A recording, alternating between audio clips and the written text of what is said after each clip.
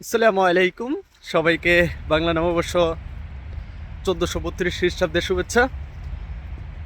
তো আজকে ওয়েদারটা তেমন একটা ভালো নেই, খুব প্রচণ্ড বেগে তুষারপাত হচ্ছে। খুব প্রচণ্ড বেগে তুষারপাত হচ্ছে। তা- তো আজকে আমাদের এই ইউনিভার্সিটিতে আমরা প্রায় মোটামুটি 15 থেকে 18 জন বাংলাদেশি রয়েছি, যারা আজকে চাচ্ছিলাম সবাই মিলে একটি গেট টুগেদারের আয়োজন করার জন্য।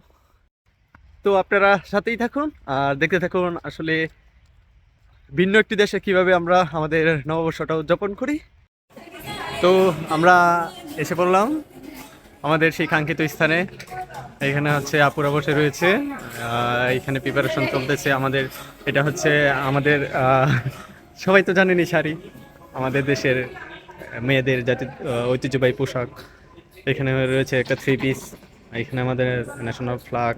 প্রথমেই উনি ইউনিভার্সিটির ডিরেক্টর খুব সুন্দরভাবে আমাদের দেশকে উপস্থাপন করেন এবং আমাদের দেশের হয়ে আমাদের মধ্য থেকে আমাদের রাহাত ভাই খুব সুন্দর একটি বক্তৃতা প্রদান করেন। আপনারা শুনতে থাকুন।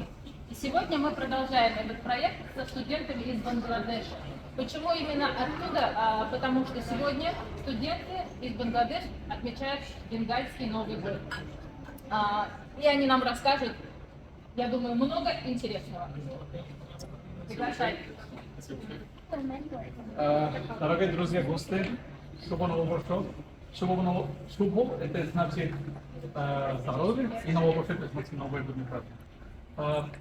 Вы видите здесь 1432 году, это очень старая культура, которая мы начинали культурное время, культурный календарь, это очень старая история. Бангладешская история это не делится через индийский культур. এরই মাঝে রাহাত ভাই আমাদের অফিসিয়াল ওয়েবসাইটটি লঞ্চ করলো। উনি সবাইকে বুঝিয়ে দিচ্ছে যে আসলে এই ওয়েবসাইটটির সুযোগ সুবিধা। যখন কোনো রাশিয়ান বাংলাদেশ সম্পর্কে জানতে চাবে, তখন সে এই ওয়েবসাইটটি থেকে বাংলাদেশের পর্যটন স্থান, পর্যটনীয় স্থান, বাংলাদেশের কালচার, ইচ অ্যান্ড এভরিথিং সবকিছু জানতে পারবে। দুঃখের বিষয় হলো আমাদের এই সিটিতে তুলনামূলক বাংলাদেশি একটু কম থাকায় তারা আসলে বাংলাদেশটা কোথায় বা বাংলাদেশটা কোন জায়গায় তারা জানে না। সো তাদেরকে আমাদের দেশ সম্পর্কে আইডিয়া দেওয়ার জন্যই আমাদের আজকের এই প্রোগ্রাম।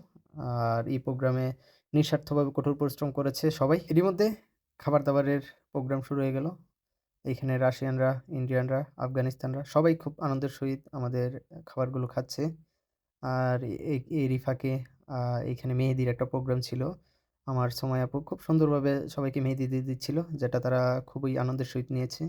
আমাদের যতটুকু তৌফিক ছিল আমরা ঠিক ততটুকুর মধ্যেই সবাইকে মেহমানদারি করার চেষ্টা করেছি। আর এইখানে সকল রান্নাবান্না আমাদের মৌ আপু করেছে।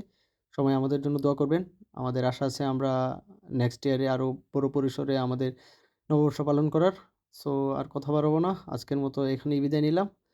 সবাইকে জানাই আবারও নববর্ষের শুভেচ্ছা। শুভ নববর্ষ।